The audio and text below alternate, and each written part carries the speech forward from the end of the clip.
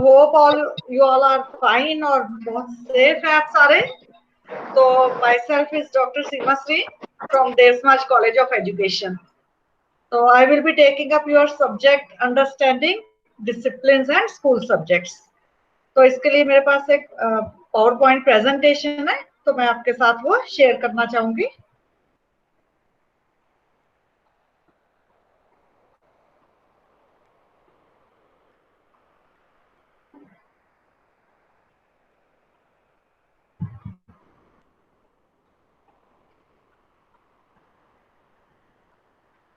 हाँ जी बच्चों, ये आपको विजिबल है? Presentation is visible to all of you? Yes, ma'am. Yes. So we will start with the constitution of disciplinary knowledge and its perspectives. सबसे पहले हम बात करेंगे व्हाट इज नॉलेज. नॉलेज क्या है आपके हिसाब से? Knowledge is just to getting some information. But what is knowledge? Knowledge is justified true belief. True belief, that is, it's a kind of belief. एक विश्वास है which is supported by the fact that both knowledge and belief can have the same objects, and that what is true of someone who believes something to be the case is also true. मतलब ये है कि आपका एक विश्वास है, it's और believe, कि जो हमारे लिए सच है वो हमारे लिए वो ट्रू भी है, और ये हमारा whatever we believe that is true among other things of one who knows it. ये बिलीफ है कि मुझे इस बात का नॉलेज है. What are the requirements of knowledge? Knowledge के लिए सबसे पहले इंपॉर्टेंट चीज है कि there should be some proposition. What is proposition? Proposition is a statement. तो इसके लिए हमारे पास तीन बेसिक रिक्वायरमेंट्स है नॉलेज गेन करने के लिए. First is a proposition P which must be true. एक प्रोपोजिशन होता है एक स्टेटमेंट. प्रोपोजिशन तो होनी चाहिए, लेकिन साथ के साथ उसके ये कंडीशन है कि इट मस्ट बी ट्रू. अगर कोई प्रोपोजिशन फॉल्स है तो आप उसको वैलिडेट नहीं कर सकते. ये आपको नॉलेज गेन करने में कभी भी हेल्प नहीं करेगा. सेकेंड रिक्वायरमेंट ये है कि not only a proposition must be true, but we must believe that P is true. Second condition इसमें ये आ जाती है कि एक प्रोपोजिशन ट्रू ही नहीं, not only it must be true but we must believe that it is true. हमें ये सच भी होनी चाहिए और वी मस्ट बिलीव इट. जैसे हम कहते हैं कि sun rises in the east, it's true, लेकिन इसके साथ साथ we must believe that it is true. हमें इसके ऊपर डाउटफुल कोई कंडीशन नहीं होनी चाहिए.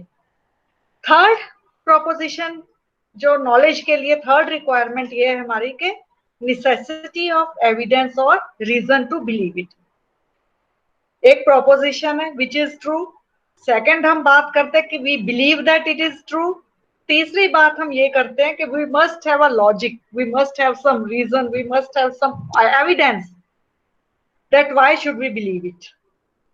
हमारे पास एक एविडेंस, फॉर एग्जाम्पल हम कहते हैं I know that sun will rise tomorrow, ठीक है, and I know that ice melts on heating because these are the facts and these are true. और ये हम बिलीव कर रहे हैं, लेकिन क्यों बिलीव कर रहे हैं? क्योंकि हमारे पास इनके एक्सीलेंट रीजंस या एविडेंस है to believe them to be true. अगर हम कहते हैं कि sun rises in the east, I have evidence for it to believe that it is true because of their certainty.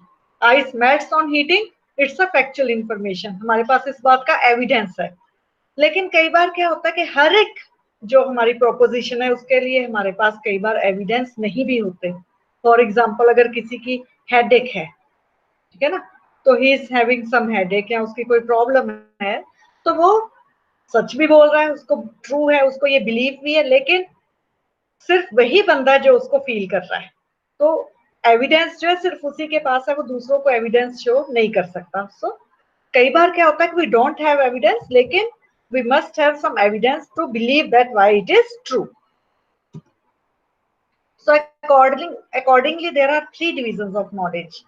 तीन तरह की नॉलेज होती है आपके पास. First is the priori knowledge. अब प्रायोरी नॉलेज क्या है? Is the knowledge whose truth or falsity can be decided before or without recourse to experience. जो भी फैक्चुअल इंफॉर्मेशन जिसको हम एक्सपीरियंस नहीं करते या जिसको हम एक्सपेरिमेंट करके आप वैलिडेट नहीं करते, that is a प्रायोरी knowledge. whose truth or falsity can be decided before or without recourse to experience.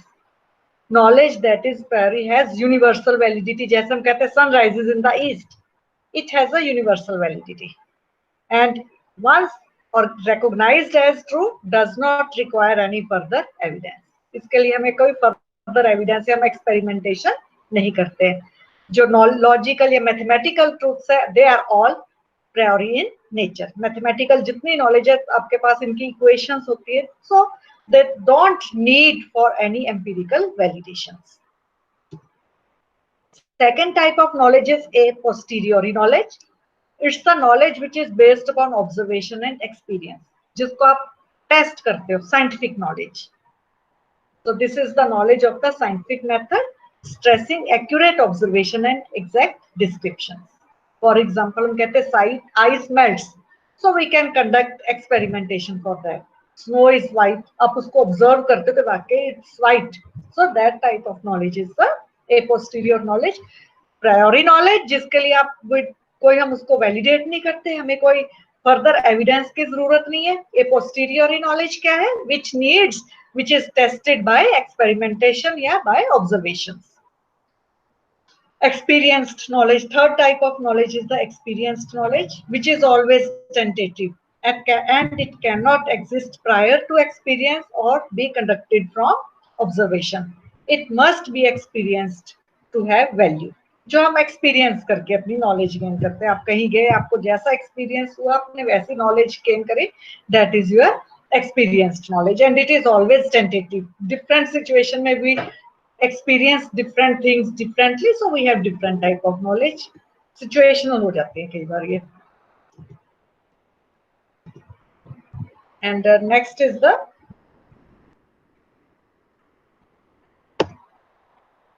now सबसे बड़ा एक क्वेश्चन होता है, yes, difference between data, information and knowledge.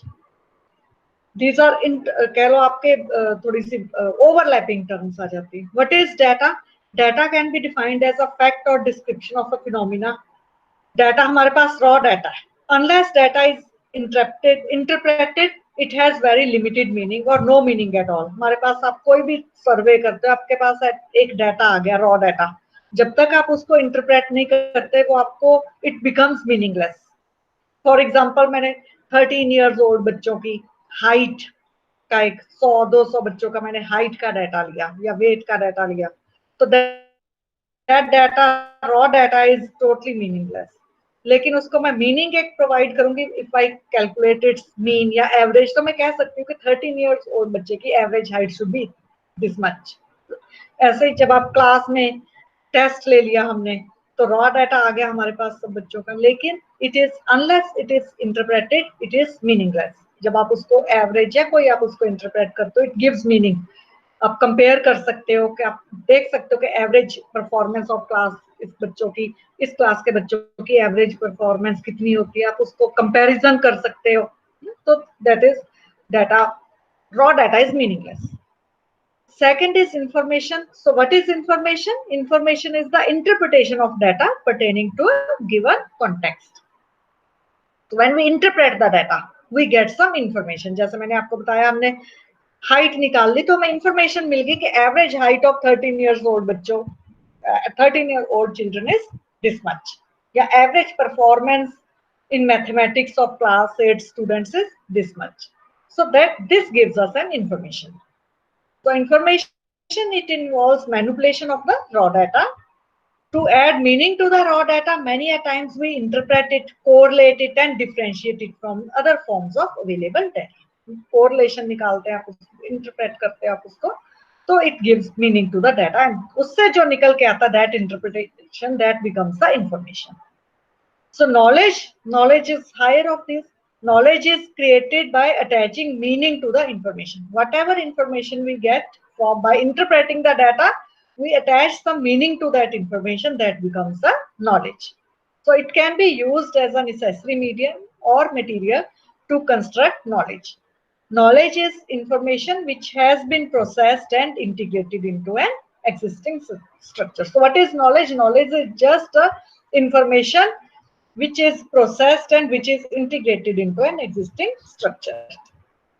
So in the end, it can be concluded that knowledge is created through a process of collection of information and attaching certain meaning to it for a particular purpose by human cognition. Knowledge कैसे? Knowledge आप कैसे create करते हो? पहले आप data collect करते हो, फिर आप उस data को interpret करके कोई meaning attach करके आप information collect करते हो, और then we attach some meaning to that information. So knowledge is created by collection of information and then attaching some meaning to it. So analyzing, synthesizing, consolidation of the data, linking it with personal experiences, connecting it with one's thinking and cognition, and presenting it in an understandable form are the processes involved in the construction of knowledge. पहले भी मैंने आपको बात करी कि हमने data collect करा था, उसको हमने analyze करा, synthesize करा, and then link करा उसको with personal experiences and then presented it, and this resulted in the construction of knowledge. So there are various ways and sources of acquiring knowledge. First is the knowledge through intuition. Intuition होता है कि a certain kind of experience when a conviction of certainty comes on us quite suddenly like a flash. तो ये हमारे पास intuition होता है. जैसे हम कहते हैं कि I have intuition that कल जो it will rain tomorrow, कल बारिश होगी या कल बहुत गर्मी होगी, ये हमें intuition है. लेकिन इससे जो knowledge हम gain करते हैं through knowledge, through intuition, it cannot be validated. सबसे बड़ी बात यह है कि हमें ये नहीं पता कि how do knowledge हो गई, लेकिन how do we get this knowledge? या what is the process of this knowledge? We cannot get this information through by knowledge through intuition. सबसे बड़ी बात यह है कि whatever knowledge we gain through intuition, it is not reliable, क्योंकि हम इसको validate नहीं कर पा रहे. कई बार ऐसा भी होता है कि some knowledge which we get through intuition can be validated.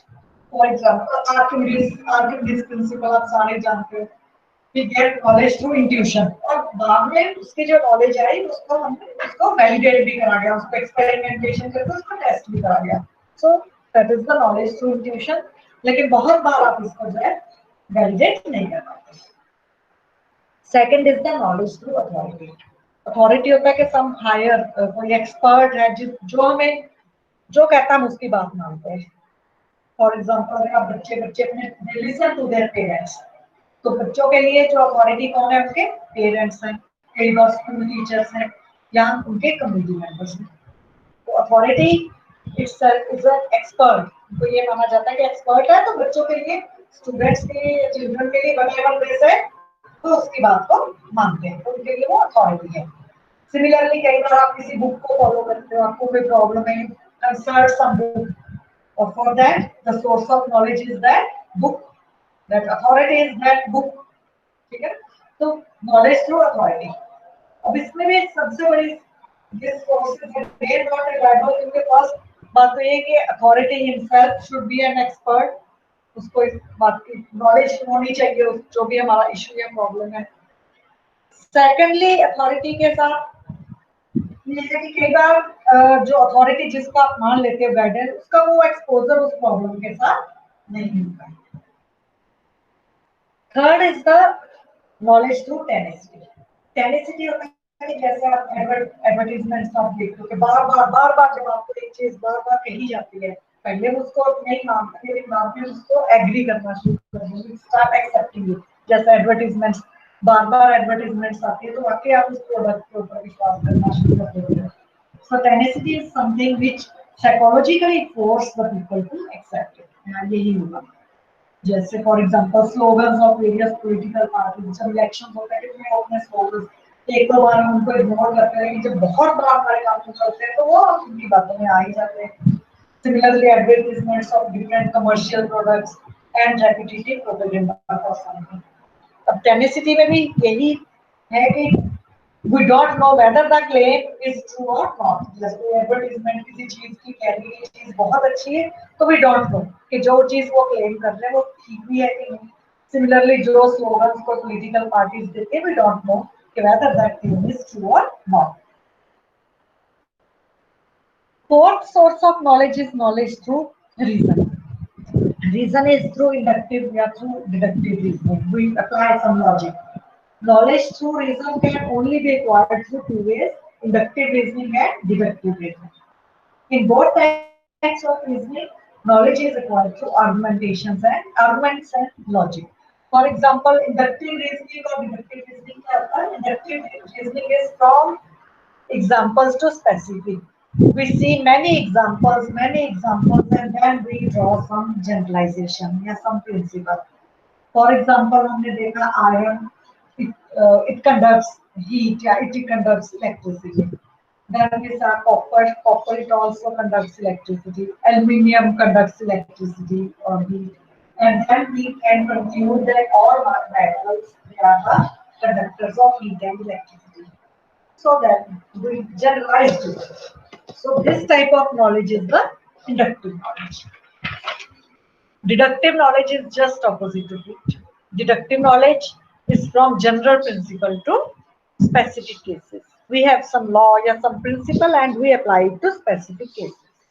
For example, we say that all men are mortal, and we say that he is a man, so he is mortal. So kya hai? We have some principle and we can apply it to some specific cases. This is known as the deduction. The fourth source of knowledge is through reasoning, which may be inductive and which may be deductive. Fifth source of knowledge is knowledge through empiricism. Empiricism means through observations and experiences. So the knowledge that we gain through scientific experiments, validating, revalidating, testing, etc., are based on the empirical knowledge. So experiences से या observations से जो knowledge हम gain करते हैं, तो that is the through empiricism. सारे के सारे जो scientific knowledge है that we gain through empiricism. And sixth is the knowledge through revelation. We reveal something. जैसे just like the intuition, जैसे हम कहते हैं it was revealed to me in my dreams. So it has the same problem as intuition. Sometimes one claim to know something by means of revelation. कि मुझे ये dream आया था, मेरे ये reveal हुआ था उसमें, तो I believe it in this thing. लेकिन again, this type of knowledge cannot be validated. So now we come to the categorization of knowledge. Knowledge is the sum total of human beings in interaction with environment, social conditions where they live, and also interactions with themselves. Knowledge कैसे आप gain करते हो? When we interact, human beings interact with their environment, with their social conditions, and live and also the interacting with themselves. Different approaches to classification of knowledge suggest different aspects of process of knowledge acquisition and their significance to curriculum planner. And these classifications and categorizations have been characterized differently by different philosophers as disciplines, forms of knowledge or realms of meaning, and so on. So different approaches are there for the gaining knowledge. हम आगे बात करेंगे कैसी कैसी approaches हैं. तो इस तरह से these जो knowledge है, they have been classified and categorized as disciplines or different forms of knowledge. So there are three types of knowledge. First is the propositional knowledge, knowledge which is expressed in terms of the statements, in terms of the propositions.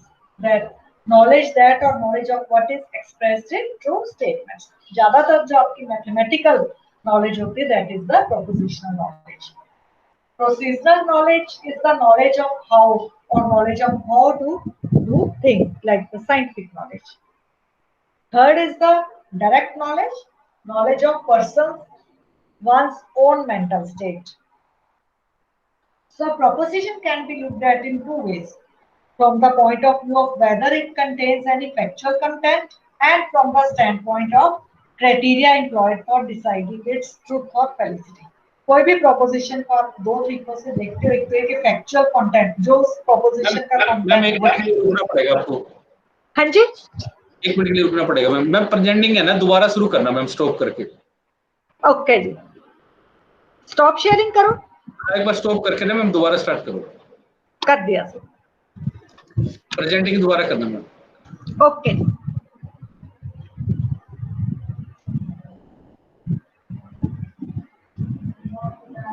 Sir starting से करो. Starting से करो या जहां से छोड़ा था.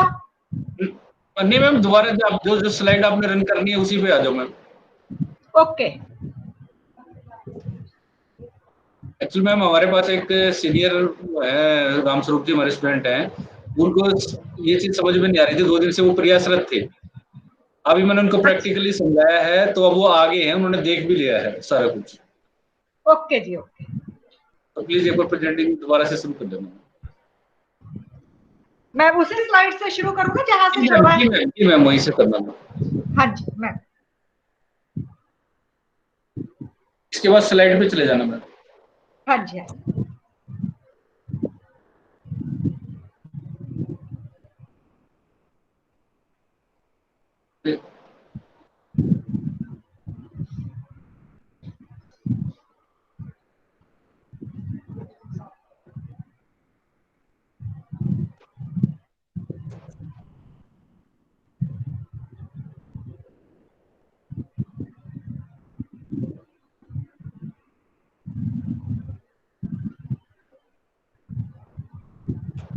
पूजा हाँ जी आपसे आग्रह है, अपनी स्टॉक प्रेजेंटिंग करनी होगी आपको। पूजा पंचाल, आपने प्रेजेंटिंग पे क्लिक कर दिया है, आप स्टॉप प्रेजेंटिंग करें। हाँ जी। अब ये इज इट विजिबल आपको नजर आ रहा है? एक मिनट के लिए रुकना पड़ेगा मैम, व्यवधान है कक्षा में। पूजा, पूजा अगर आप मेरे को सुन पा रहे हैं तो आपको एक बार एग्जिट करके दोबारा ज्वाइन करें और ज्वाइन द मीटिंग करें, प्रेजेंटिंग के थ्रू ना आए। स्टॉप प्रेजेंटिंग कर दें, यहाँ पे स्टॉप प्रेजेंटिंग, ऊपर स्टॉप प्रेजेंटिंग का बटन है, उसके ऊपर क्लिक कर दें।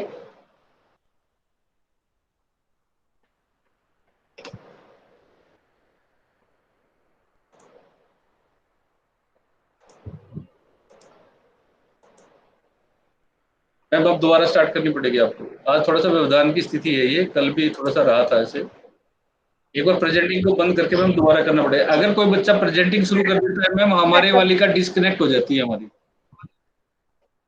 ओके, अच्छा अच्छा, मैं दोबारा करती हूँ।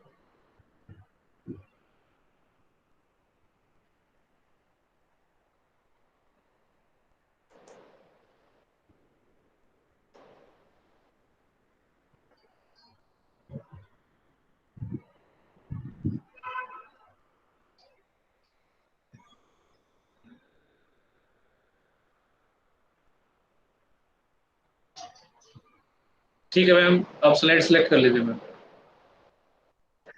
हाँ सॉरी जी, हाँ मैम, जी। आपको डिस्टर्बेंस हुई थोड़ी सी। नहीं नहीं सर, कोई बात नहीं।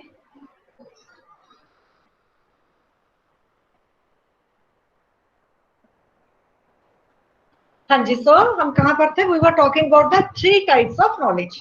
एक तो है propositional knowledge. Propositional knowledge means जिसमें कि हमारे पास एक स्टेटमेंट है, नॉलेज दैट और knowledge of what is expressed in true statements. Then is the procedural knowledge के चीजें कैसे हो रही हैं, how to do things, knowledge about how और knowledge of how to do the things.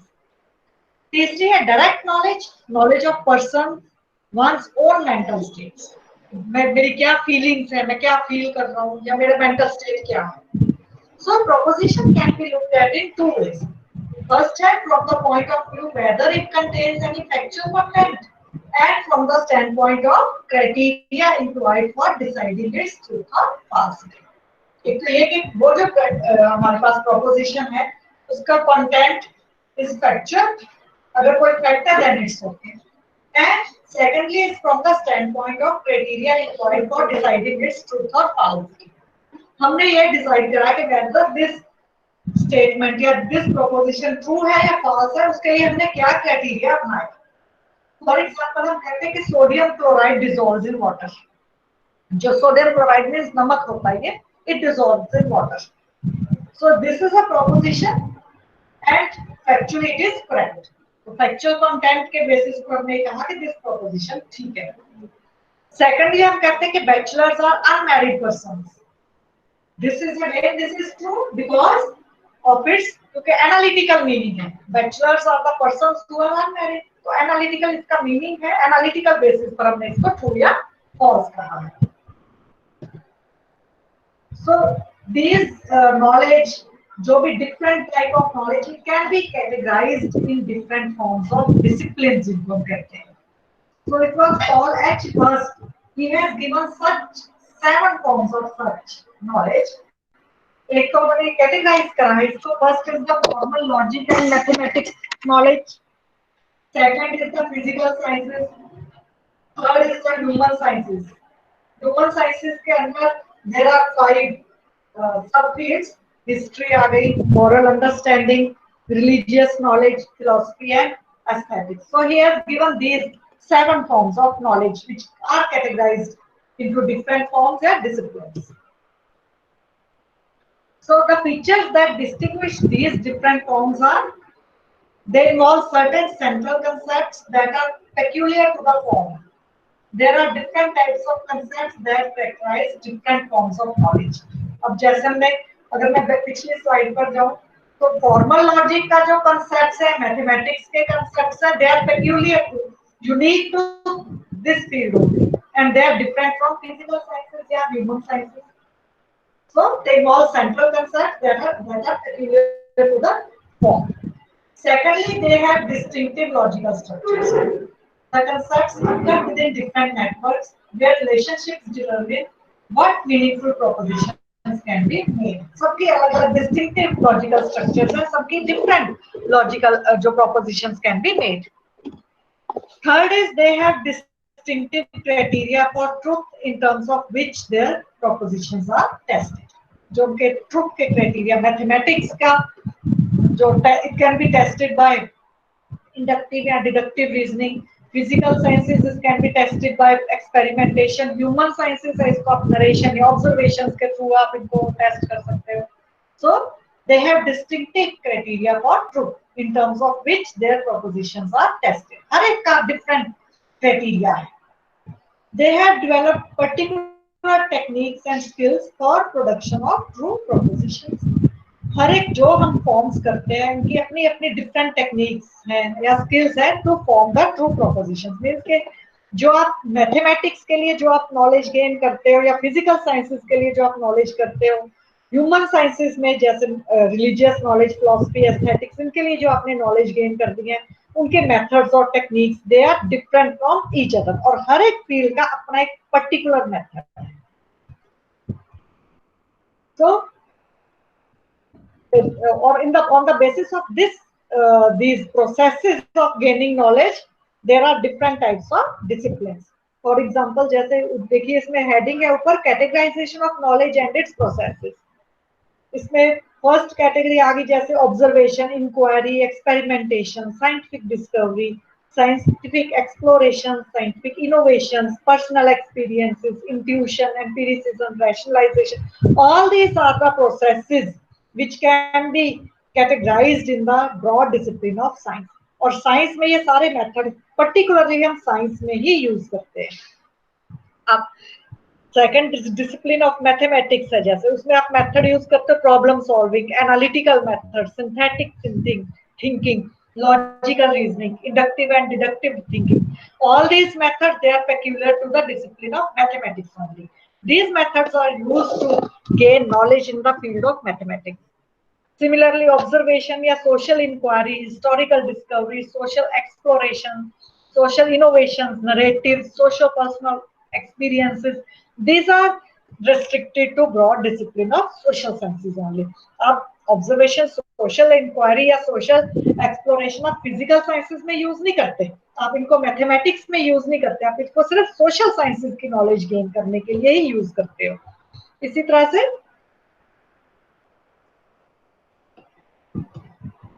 thinking, creating, all these narrating, all these are used in the humanities subjects. So now we come to discipline, which is the subject. What is discipline? Discipline आप कहते हो कई बार उसको अनुशासन कह देते हैं, but here it is not अनुशासन or discipline. It is the discipline in terms of the subjects, the school subjects, academic disciplines की बात हम करेंगे. So the term discipline originates from the Latin word disciplus. Disciplus means pupil, pupil and disciplina, which means teaching, noun. So as a verb, it means training someone to follow a rigorous set of instructions but also enforcing obedience. यही discipline कहते हैं ना कि आप obedient हो और you follow given set of instructions.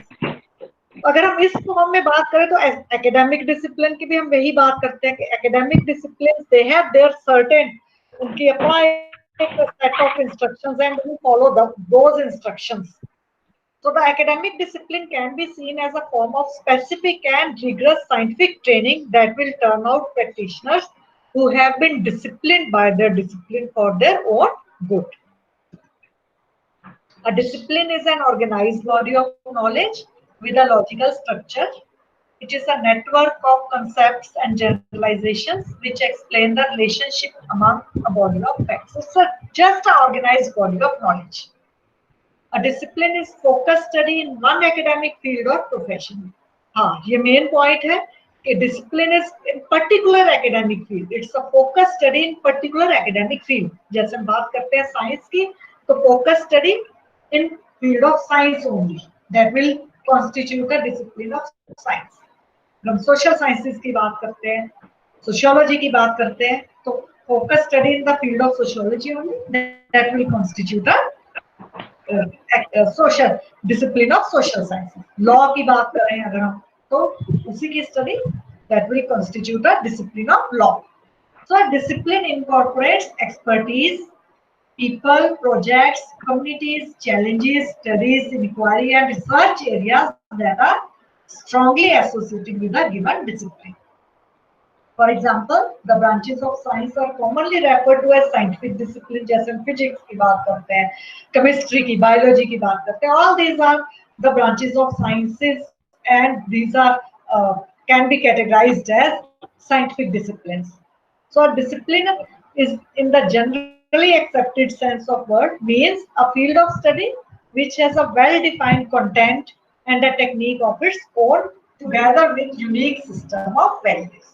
क्या कहते हैं हम, एक अपना इसका हर एक discipline has its own well-defined content and techniques. Science का कंटेंट अपने आप में साइंसेस का एक well-defined content है, इसकी अपनी टेक्निक्स है. सोशल साइंस है, उसका content is different from those of the sciences और उसकी techniques are different from the sciences. Sciences में आप एक्सपेरिमेंटेशंस करते हैं, ऑब्जर्वेशंस करते हैं, लेकिन उसमें सोशल साइंसेस में आप ऑब्जर्वेशंस करते हो, नरेशन करते हो, सोशल इंक्वायरीज करते हो. So they are different from the science. So most of the subjects taught in universities and colleges are disciplined in this sense.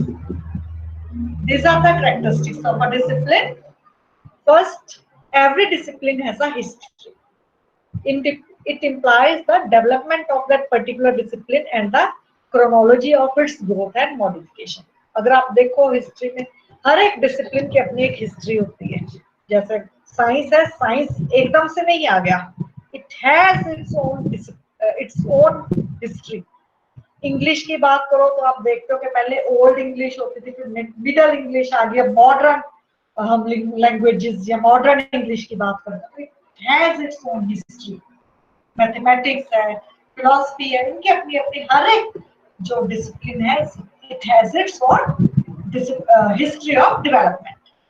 Computer science की बात अगर आप करो तो पहले नहीं था, अब जैसे जैसे साइंस टेक्नोलॉजी चेंज, आप पढ़ते हो ना कि first generation computer, second generation computer, so they have their own history. Secondly, each discipline has certain domains of knowledge: cognitive, affective, and psychomotor. हर एक जो discipline है, it has its own domains of knowledge. So there are three domains: cognitive, affective, and psychomotor. What is cognitive? Anybody knows? Cognitive is related to the mind. It has its knowledge. हर एक की जो intellectual knowledge है, every discipline has different type of intellectual knowledge. Similarly, affective domain is related to your heart, your values, your attitudes, and psychomotor is related to your skills. तो कहना हम ये चाहते हैं कि each discipline has certain domains of cognitive, affective, and psychomotor domains. जैसे हम बात करते हैं साइंस की, तो साइंस के अगर हम कॉग्निटिव की बात करो तो इसकी नॉलेज डिफरेंट है from the social sciences. Affective domain है तो जो डिफरेंट वैल्यूज, अगर आप साइंसेस पढ़ते हो तो आप में डिफरेंट वैल्यूज जो अपने डिफरेंट एटीट्यूड्स डेवलप होते हैं। जब आप सोशल साइंसेस पढ़ते हो तो उसका अफेक्टिव डोमेन इज डिफरेंट, उसका पर्पस अलग हो जाता है। जब आप साइंस पढ़ते हो तो उसका मीन है टू क्या अनबायस्ड हो, आप में साइंटिफिक एटीट्यूड है, you become more open minded, wider हो आपकी थिंकिंग। सोशल साइंसेस में आपकी थोड़ा सा जो है आपकी इमोशनल अटैचमेंट की तरफ ज्यादा जोर हो जाता है। सिमिलरली साइकोमोटर जो स्किल्स है, every discipline has developed different skills.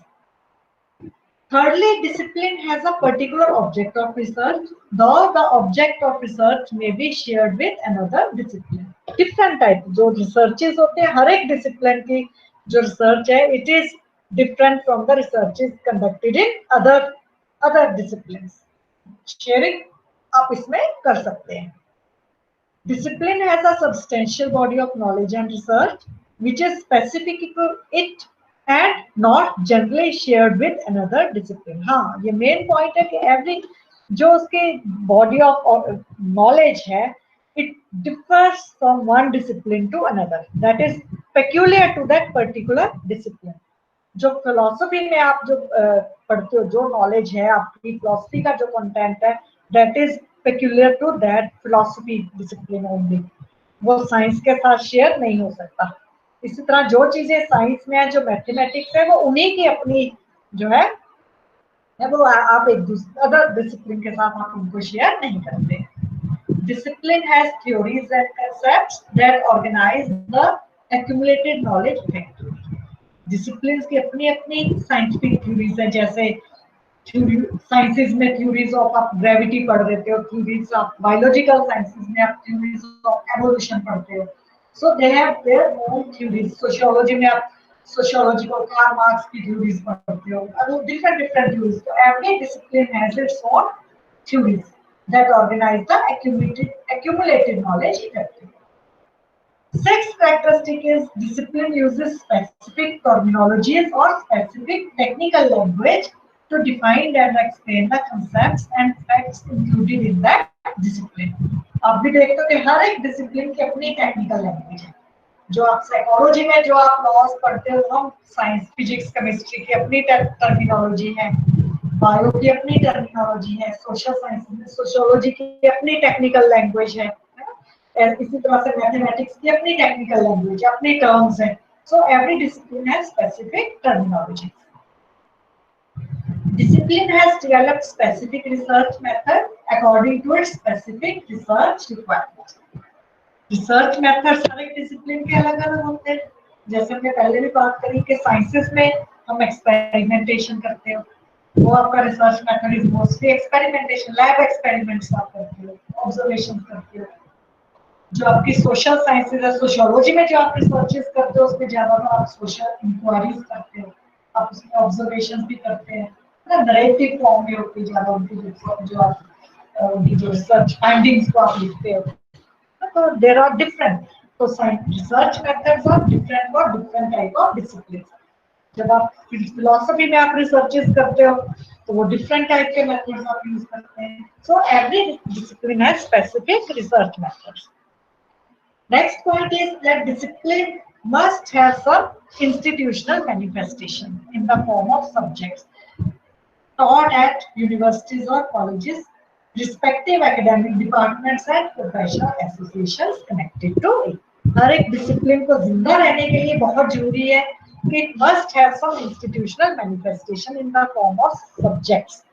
जैसे हम साइंसेस डिसिप्लिन की बात करते हैं तो इसके डिफरेंट डिफरेंट सब्जेक्ट्स हैं, फिजिक्स, केमिस्ट्री, बायो, जो कि आप यूनिवर्सिटीज या स्कूल्स में आप पढ़ते हो। अगर हम ये सब्जेक्ट्स नहीं रखेंगे तो धीरे धीरे करके वो डिसिप्लिन जो है वो खत्म हो जाते हैं। तो इसको जिंदा रहने के लिए, किसी भी डिसिप्लिन को सर्वाइव करने के लिए बहुत जरूरी है कि इसका कोई इंस्टीट्यूशनल मैनिफेस्टेशन हो in the form of school subjects. ऐसे बहुत सारे डिसिप्लिन हैं जो समय रहते क्योंकि उनको यूनिवर्सिटीज में कोई उनको कह लो कि अप्रूवल नहीं मिली और वो डिसिप्लिन हमारे खत्म हो जाते हैं। तो सब्जेक्ट फॉर्म में जो हम कॉलेजेस में या स्कूल्स में उनको पढ़ाएं, उसलिए डिसिप्लिन का होना, मतलब उसमें डिसिप्लिन का in the form of this subjects is very important. A discipline has a group of intellectual followers who have strong belief in that discipline. अब एक तो साइंस डिसिप्लिन है, मैथमेटिक्स डिसिप्लिन, दे हैव, और इनकी अपनी अपनी associations बनी होती हैं. Those who have strong belief in that discipline, philosophers की अपनी एक सोसाइटी बनी होती है. So they conduct new researches in that discipline and bring changes in that discipline with new facts and innovation. तो वो जो associations है या intellectual followers है, they help to put more knowledge in these disciplines through research. तो ये associations है, education है, हमारी अपनी एक association है, वो इसमें नई नई रिसर्चेस करके इसमें न्यू फैक्ट्स ऐड ऑन करते हैं ताकि वो जो आपका डिसिप्लिन है वो फ्रेश रहे. So these are different categories or different forms of discipline. First is the basic discipline. Basic disciplines, these are also known as the pure discipline. Basic disciplines have their own networks or concepts which are distinctive and unique in nature. Such disciplines are categorized as basic disciplines. Then they have their own logical structure of knowledge. तो अपना एक network है, लेकिन इनका basic discipline अगर मैं आपको बड़े सिंपल वर्ड्स में बताऊं तो इनकी एप्लीकेशन कम है, जिनको आप अप्लाई, आगे आपको ये क्लियर होगा ये डिफरेंस कि they have their own network of concepts and which are distinctive and unique in nature.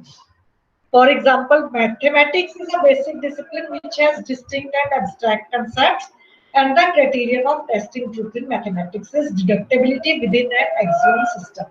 Mathematics है, बेसिक डिसिप्लिन है, अगर तो इसको आप डायरेक्टली यूज नहीं करते because it's own abstract concepts, और इन कांसेप्ट्स को आप टेस्ट करते हो through deductive reasoning. Similarly discipline of science के अपने कांसेप्ट्स है, फैक्ट्स है, प्रिंसिपल्स, जनरलाइजेशंस या थ्योरीज है which are empirical nature. Social sciences में अवेयरनेस या understanding of our own and other minds की बातें आ जाती हैं. So it includes concept that are essential for interpersonal relationships. So all these जो basic disciplines है, they are different from each other, और इनके जो concepts है अपने different, they have their own concepts and facts. Second is the applied disciplines or fields. ये वो fields होते हैं where is the knowledge of the basic disciplines are used. The applied disciplines are those wherein the knowledge of basic disciplines are used. For example, scientific knowledge, science is a discipline, basic discipline है, लेकिन इसका जो scientific knowledge है it is used in technological application. Technological जितनी आप technological अपने developments कर रहे हो उसमें आप साइंटिफिक नॉलेज यूज करते हो. सिमिलरली बायो इंजीनियरिंग फील्ड्स आ गया, बायोटेक्नोलॉजी है जिसमें आप बायोलॉजी और टेक्नोलॉजी यूज करते हो.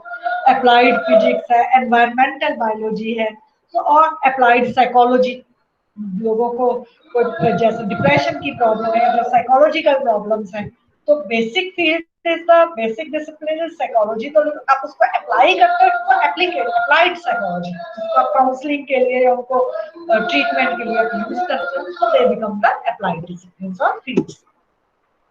तीसरी फॉर्म ऑफ जो डिसिप्लिन है दैट इज द मल्टीडिसिप्लिनरी और interdisciplinary area. Interdisciplinary approach होती है, one discipline serves as the principal organizer with related disciplines serving or supplementing to the principal organizer. एक हमारा बेसिक डिसिप्लिन है, प्रिंसिपल डिसिप्लिन है, और उसमें आप अदर डिसिप्लिन जो है उसमें उसकी इंफॉर्मेशन को सप्लीमेंट करने में हमें हेल्प करते हैं. जैसे आप में से कुछ स्टूडेंट्स होंगे जिन्होंने बीएससी होम साइंस किया होगा, तो home science is the principle जो डिसिप्लिन हो गया, प्रिंसिपल ऑर्गेनाइजर. अगर आप इसको आगे पढ़ो, इनका सिलेबस पढ़ो, देखा मैंने कई बार, तो होम साइंस में वो चाइल्ड साइकोलॉजी भी पढ़ते हैं, न्यूट्रिशन भी पढ़ते हैं, केमिस्ट्री भी पढ़ते हैं. तो जो केमिस्ट्री होगी, साइकोलॉजी हो गई, है ना, या न्यूट्रिशन वाले टॉपिक्स, बायोलॉजिकल साइंसेस होगी, all these are supplementing the principal organizer field of the home science. तो अगर हम कहें तो जो होम साइंस में आप कौन सी अपने अप्रोच यूज करें, इंटरडिसिप्लिनरी अप्रोच. सिमिलरली और छोड़ो, हम एजुकेशन की बात करते हैं. एजुकेशन, अब आप बीएड सारे बच्चे कर रहे हो, तो इसमें देखो आप education is the principal organizer. आप एजुकेशन, आप बीएड की आपके पास डिग्री आएगी, लेकिन जब आप इसके सब्जेक्ट्स देखते हो तो आप क्या क्या पढ़ते हो, आप इसमें फिलोसफी के भी कुछ सब्जेक्ट्स पढ़ रहे हो, तो it has borrowed some topics from the philosophy. कुछ आप इसमें टॉपिक साइकोलॉजी के पढ़ते हो, है ना. जो आपका सब्जेक्ट्स है growth and development of the child या growth and development of the learner, उसमें आप साइकोलॉजिकल के कंसेप्ट्स पढ़ते हो।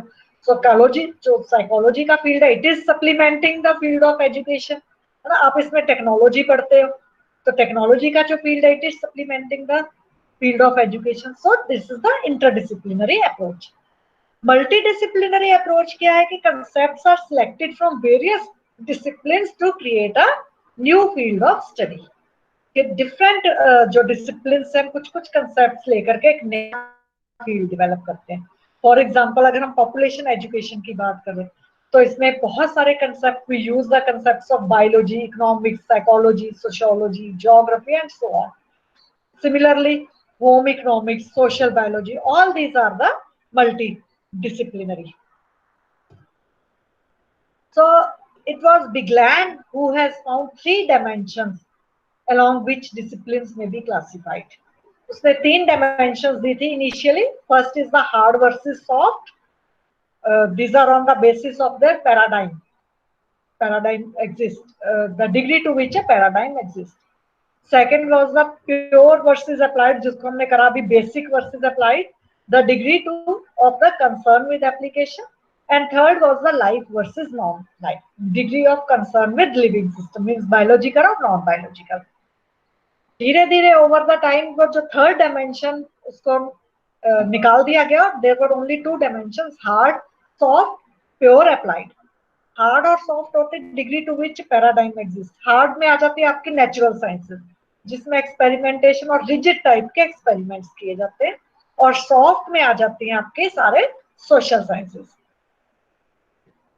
This is 2 by 2 classification as given by Biglan. Hard और प्योर, सॉफ्ट और pure, hard applied and soft and applied. So first is the hard and pure. Hard आ गया आपकी natural sciences, pure means which have no utility, direct application नहीं है। For तो disciplinary group इसमें आ गए exact sciences and natural sciences.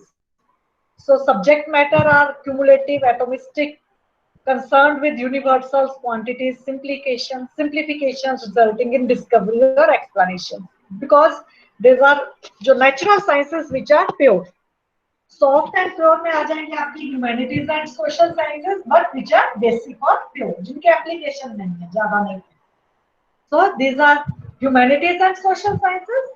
These are relative, holistic, organic, concerned with particular qualities, complications, and resulting in understanding or interpretation. Third is the hard and applied. Hard means sciences which are application, जैसे कहते हैं engineering, biophysics, biochemistry.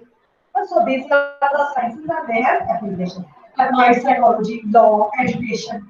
So hard applied are science-based professions. Pragmatic, know how.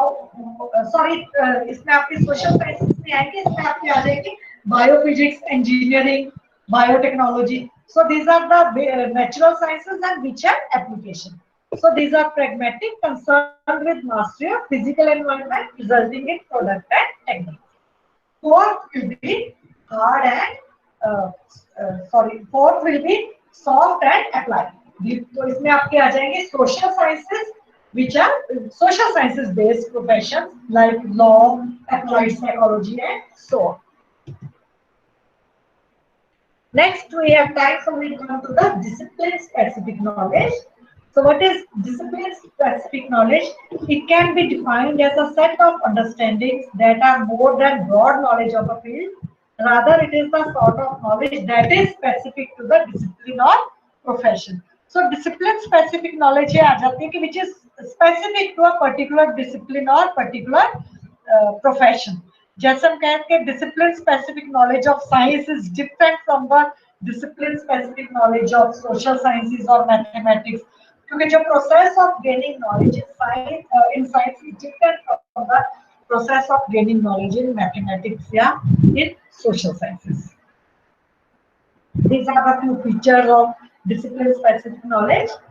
First is that discipline identifies certain things that they study. हर एक discipline के अपने concepts होते हैं which they study. For example अगर मैं बात करूं तो जो concepts of science है, they are different from the concepts of mathematics and concepts of languages. So there are certain things which are limited to languages only. There are certain things which are limited to social sciences or sociology only. There are certain things which are limited to science only. So हर एक discipline identifies certain things that they study. Second is disciplinary knowledge comprises a few theories. हर एक disciplinary knowledge की अपनी अपनी theory होती है, जैसे हम बात करते हैं वैल्यूएशन है, वो साइंसेस थ्योरी है, तो डिसिप्लिनरी नॉलेज साइंस डिसिप्लिन की थ्योरी है वो। हम कार्ल मार्क्स की थ्योरीज की बात करते हैं, that is theory of sociology. तो every disciplinary knowledge it comprises theory. Disciplinary knowledge is transacted through few methods.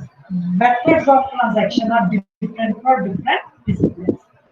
अगर आप साइंस की मैं बात करती हूँ तो उसमें एक्सपेरिमेंटेशन है, तो उसमें जब आप बच्चों को पढ़ाते हो तो हम ज्यादातर आप कैसे पढ़ाते हो, पूरा एक्सपेरिमेंटेशन, हम लैब एक्सपेरिमेंट्स करते हैं। मैथमेटिक्स है, उसका method of transaction of knowledge is different, उसमें आप प्रॉब्लम सॉल्विंग या डिडक्टिव मेथड यूज करते हैं। आपकी सोशल साइंसेज है, उसमें हम डिफरेंट मेथड यूज करते हैं, जैसे आप रोल प्लेइंग, क्योंकि social sciences basically concern with जो आप कह लो कि सोशल इंक्वायरी है ना, तो उसमें हमारे डिफरेंट मेथड ऑफ नॉलेज की डिफरेंट हम ट्रांजैक्ट करते हैं, जैसे रोल प्ले करते हैं, बच्चों को डिबेट वगैरह मेथड हम ज्यादा यूज करते हैं। So key concepts are defined according to nature of discipline. The concepts in science are defined from scientific perspective. The concept in social sciences are defined from socio-political perspective, whereas the concepts in psychology are defined from psychological perspective. तो जो ये की concept है हर एक discipline में, वो एक हर एक discipline के की concepts को define एक particular perspective से ही किया जाता है। सेम चीज है, उसको साइंस वाले साइंटिफिक पर्सपेक्टिव से डिफाइन करेंगे, सोशियोलॉजी वाले सोशियो पॉलिटिकल पर्सपेक्टिव से डिफाइन करेंगे, साइकोलॉजिकल इसको साइकोलॉजिकल पर्सपेक्टिव से डिफाइन करेंगे। So disciplines take their own ontological stance towards nature of reality. उनके लिए जैसे हम बात करते हैं nature of reality is different from for different disciplines. Sciences है वो they believe in material reality, जो मटेरियल अवेलेबल है उसमें बिलीव करते हैं। जो सोशल साइंसेज वाले हैं they believe in socio cultural perspective, वो रियलिटी में बिलीव करते हैं। तो ontological nature of reality is different from different disciplines. Take their own epistemological stance regarding possibilities of human understanding. Like all disciplines have their own epistemological basis as well as their own ways of building. Epistemological is concerned with the knowledge. तो हर एक disciplines के अपने अपने knowledge epistemological basis and they have their own method to validate this knowledge. May also be associated with particular ethical ideological practices. Social जो sciences है वो कितने एथिक्स है, तो जो सोशल साइंसेज है वो कितने एथिक्स है, तो साइकोलॉजिकल जो फील्ड है वो कितने एथिक्स है। तो हर एक discipline they have their own particular ethical and logical practice. So these are identified with some major things. जो डिसिप्लिन है हर एक जो स्पेसिफिक डिसिप्लिन है they have their own major thinkers. Social sciences में जैसे बात करें मार्क्स, प्लेटो, एरिस्टोटल, ये था थिंकर्स। सोशल साइंसेस को आप उनसे आइडेंटिफाई करते हैं। साइंसेस में न्यूटन, आर्किमिडीज, आइंस्टाइन, न्यूटन है, और जो Darwin, they are the thinkers in sciences. So इसी तरह से साइकोलॉजी की बात करो तो मैं पियाजे है, और जितने आप Pavlov, so they are both thinkers in psychology. So every discipline, specific disciplines have their specific thinkers. So बाकी इसको कल कंटिन्यू करेंगे I think. Should we stop now?